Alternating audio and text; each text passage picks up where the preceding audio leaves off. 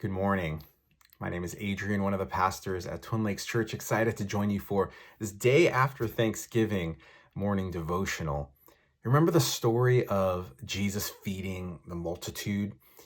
Well, there are all these people following Jesus as he's healing the sick and speaking, and there's just this crowd of people, about 10 to 15,000 people following him.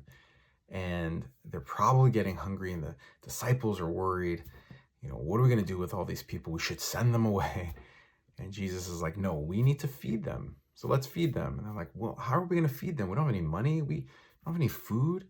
And one of the disciples, Andrew, says, well, this boy over here, he has a couple loaves of bread and some fish. And Jesus takes those things. And I want to read to you from John chapter 6, verse 11. It says this: Then Jesus took the loaves, gave thanks to God, and distributed them to the people. Afterward, he did the same with the fish, and they all ate as much as they wanted. In this story, we see the difference between the disciples' reaction and Jesus' reaction, the disciples' way of looking at life and Jesus' way at looking at life.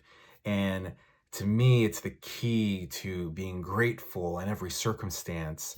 And what I believe is gratitude leads to joy. So how do we do that? What's the difference here? Well, the disciples were so focused on what they didn't have. They didn't have bread. They didn't have enough money. That's all they could see.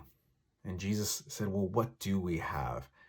He got those things that they did have. And what he did was he thanked God for them. And then God performed a miracle.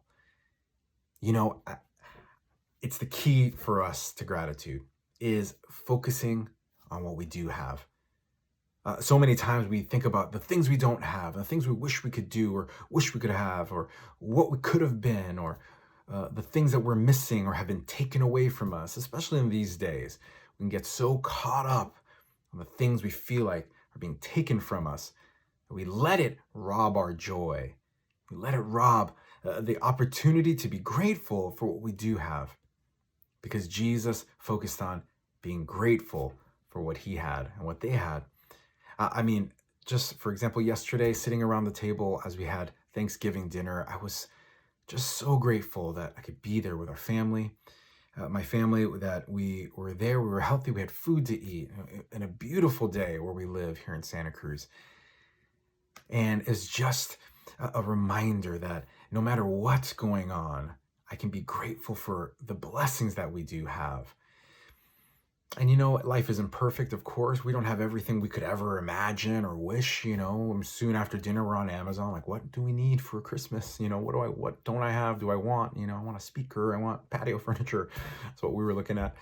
And yeah, sure, there's those kinds of things, but we can always focus on the things that we do have, the blessings in our lives. And if you feel like there aren't any blessings, we can always turn back to the fact that we have Jesus, God's love for us through the death of Jesus on the cross, his resurrection from the dead, and the new life he offers us through salvation. May you go into this weekend with that just encouragement to be grateful for the blessings that you have in your life. And we'd love to see you at our weekend services. Come Saturday night at 6 p.m., Sunday morning at 9 and 10:45 a.m., tlc.org/live. We also have in-person services outside Sunday, rain or shine, in our brand new tent. Go to tlc.org/RSVP for all those details. Hey, God bless you. We'll see you again. Bye-bye.